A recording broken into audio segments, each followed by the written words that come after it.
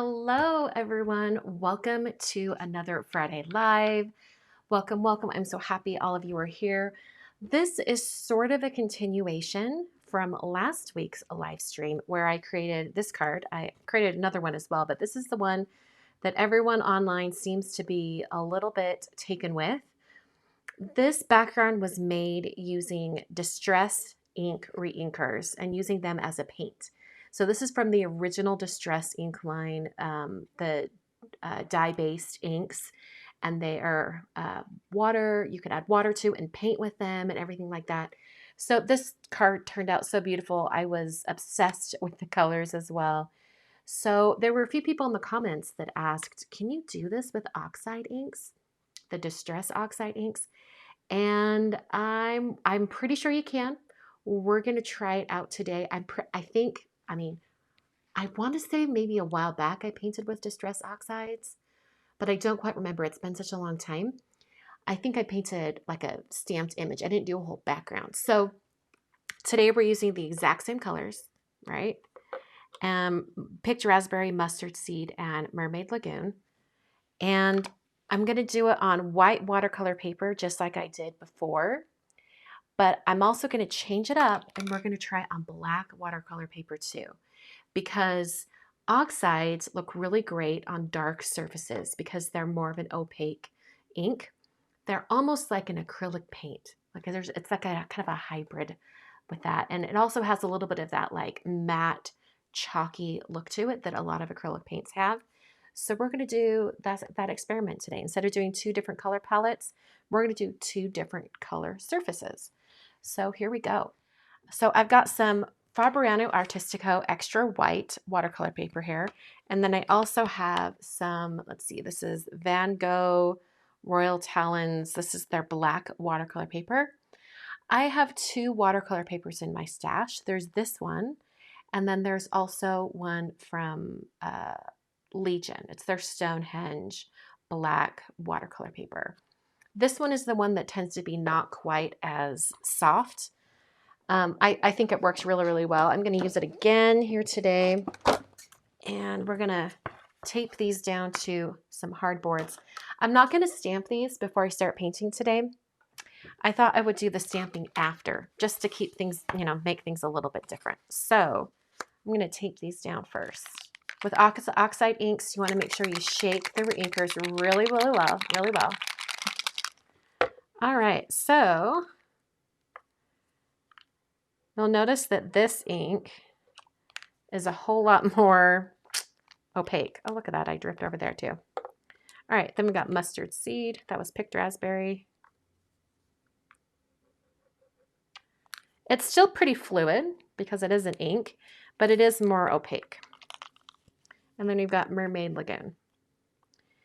And I mentioned in last week's live that I chose these colors because they were the most similar to magenta, yellow, and cyan, like the colors of ink you would get in your home laser printer. I'm going to spray my watercolor paper with a little bit of water just to get that moving. And then, let's see, I need a big paintbrush. Let's grab this one. This is the size 8 from Zen Art. Getting my brush wet. I'm going to come right in here into the Picked Raspberry.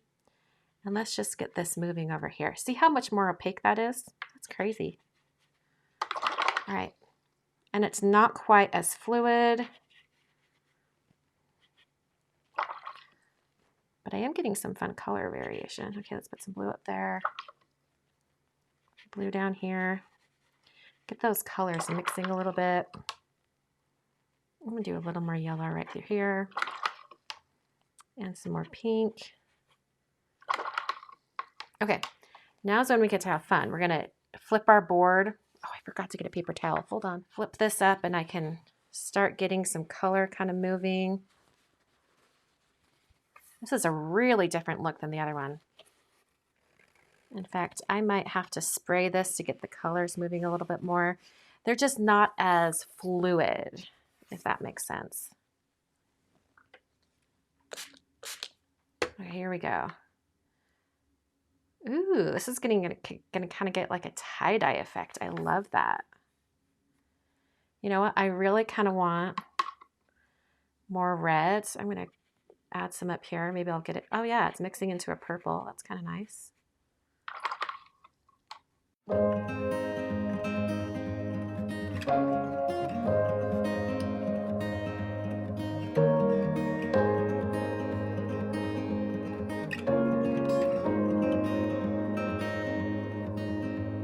One last ticket before it's gone. One last summer before it's fall. Tune your strings and play your cards.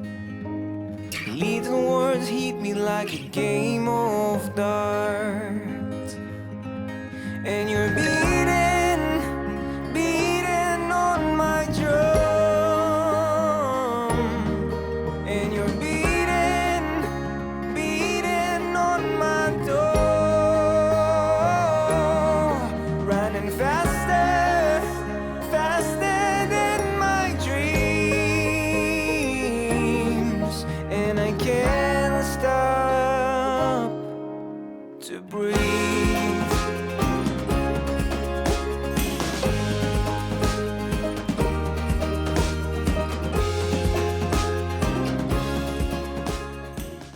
Okay, so I like how that broke up the color a little bit more.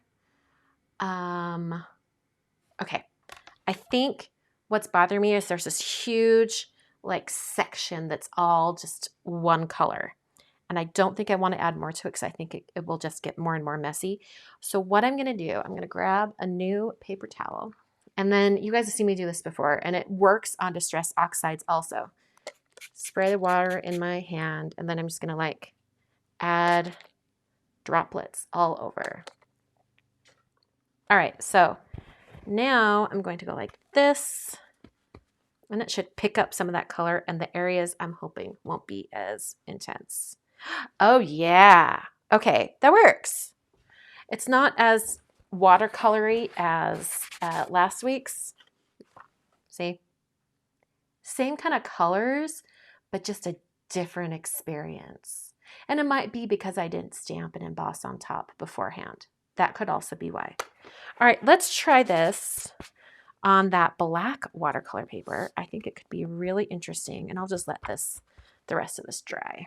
All right, on to the black one. We're gonna see if like they show up enough on this black. I have no idea. I've never tried it. We are experimenting today. Oh, I locked my sprayer. All right, getting that black watercolor paper wet. And we're going to come in with those same colors. So let's start with the Mermaid Lagoon. Oh, this is cool.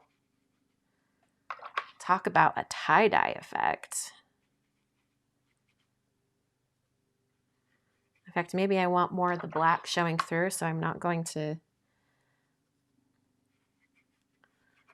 Oh, wow. This is really kind of cool.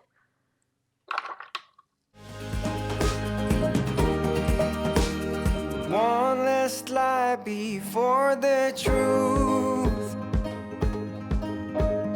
One last fight before I lose. I ask myself, where should I go? Did I do enough to feed my soul?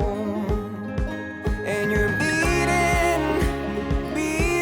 on my drum. And you're beating on my door. Running faster than my dreams. Okay, the texture of the watercolor paper is coming through so strong. And I think it's because the pigments in the oxide inks are settling into the texture. So interesting. It's a different look, and it's also very kind of like, you know, like we predicted, very chalky. It doesn't have as much vibrancy as the regular oxide ink. Same colors, different inks, different surface. All right, let's take a look at the first one. All right, here's the first one on white. Here's a better comparison of color to color. It's similar. You can see like the same kind of color combos happening, the color combinations when they mix. So interesting. And I can't stop to breathe.